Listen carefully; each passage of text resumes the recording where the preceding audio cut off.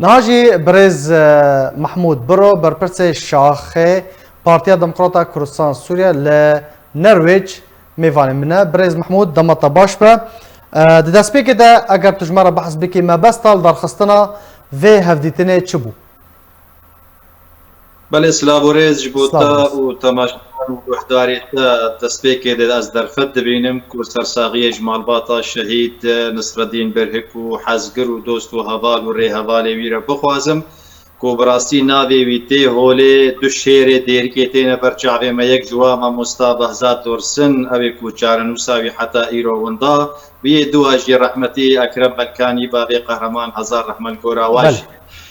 افشان دما وک بردوامی کارو چالاکی شاخی پارتیا ما براستی بری دمکیم دو پارلمان د جیبون گل بابت جور بجو مقبول ببرن ایروجی به کسایتیا کو امبیژن مازن شیورمندا سیاسی د اوفیسا روجلاتا ناوین و باکوری افریقیا د کو بابت سوری بتیبت چاره سر دکه بابت کل سوریا رو ددن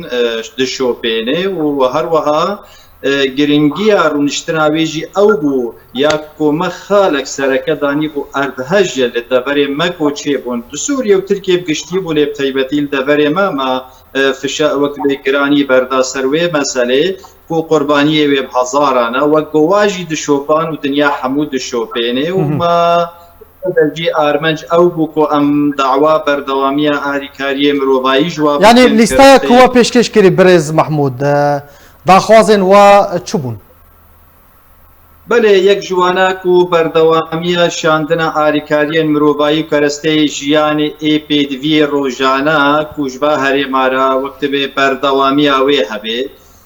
اوانا جی ارینی برد دا کو براستی حتی نهاجی 250 میلیون کرون نرویجی وقت برا آریکاری کرسته جیان درمان گهاند نواهر مالی تشتکی دورد براستی یعنی سرکه هبو مدخواست امزانه بجبر کو مگا زنج کر کو ملت ما به بحر مال گلک جها یعنی جهاد بحکرند گلک جهاد بنهن سیاست این به کنوک دا اف برز محمود اف پرین کو تا گوتنه 250 میلیون کرون شاندبون کدره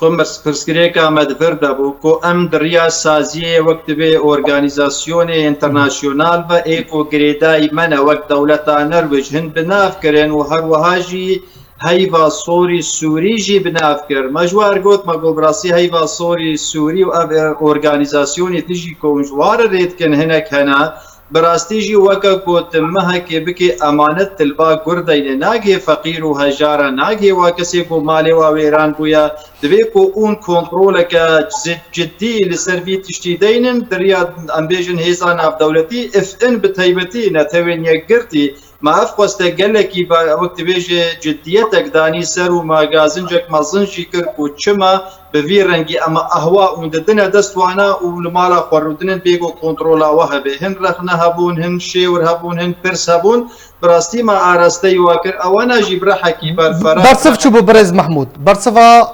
وان چوبو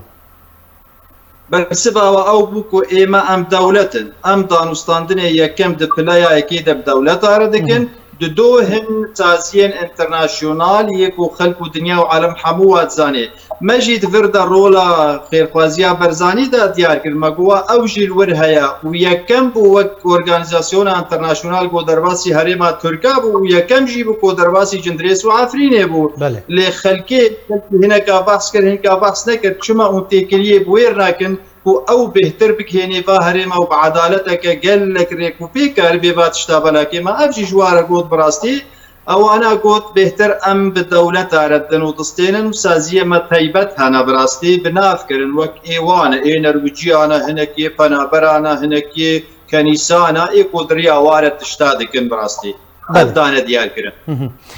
ام بيجن تو بشنيارن و مقترحين وهبون كو آليكاري بگینن البردست زیاندیتین کو لروجاوه کردستانه. بله او پیشنیارش و او بو مبتیبت مندیا ویدا د آلیکی دجی مهن ئەو ژیانە سەخت دەبەری داگیرکردی کوردستانە ڕۆژاوای کوردستانی دەمەژوار دیارکردن هەم ئافرینگرێ سپیسەرەکانی و هەم دەبەرە ئەردەهەژی تایبەتی و ئاریکاری بگەهێنەوانە مە پێشنیار کرد سازیا خێرخوازە بەرزانی بڕاستی گۆکارە بێ ئەمانەت و بۆ فاداری بێ خزمەتێ بکێ وێ ئاریکار بێ بۆرەوەکە پرێکێ دەناڵاوە وێدا ئەمکارە بن ئاوا بکەن مەعەف پێشنیار کرد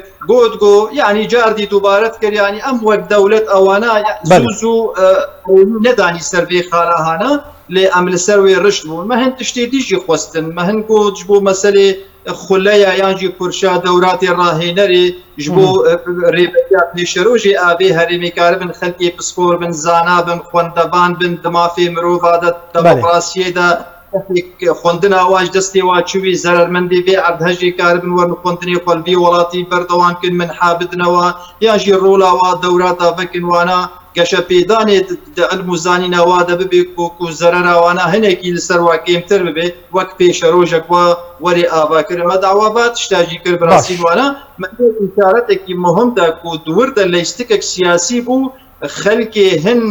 alîkariyê mirovanî refit kirin ku derbasî wa herêma bibin bin hin sedemê pêkenok de bi rastî ku gêma siyasî bû wala îdeolojiya me vaneyeke em dijberê hev siyasî ne مدوا ده هم دوار یاسا نافدولتی ده هنکی او شیروبکر و اویناجی ارینی که باش دا براسی گوتشتی بالکیش جهه داخلی جهه مخابنیه و هن به آریکاری مروانی رفت دکن جبو خاطره به هن سبب سیاسی آن امو فلان نلبن آن امو بهوان نلبن ملسربات شاجی او کرد و گله هکید و دنتوین یگرتی دواری قید کرن تسجیل کرن و پشکرین پردوامی لیپرسین لبیچه ببی چاوا انسان دبن خانی عدد مرن و ده هزیانجی ده ملیت سیانجی ده طرف گنگشا سیاسی بکن بیون امی کاغذکی خوراکن یا لافیتی خو پیوکن پیونکن یا جی فلان دولتی آریکاری پیشنیار کرد دولتک وری وی پیشنیاری رفت بکید بن هن سبب سیاسی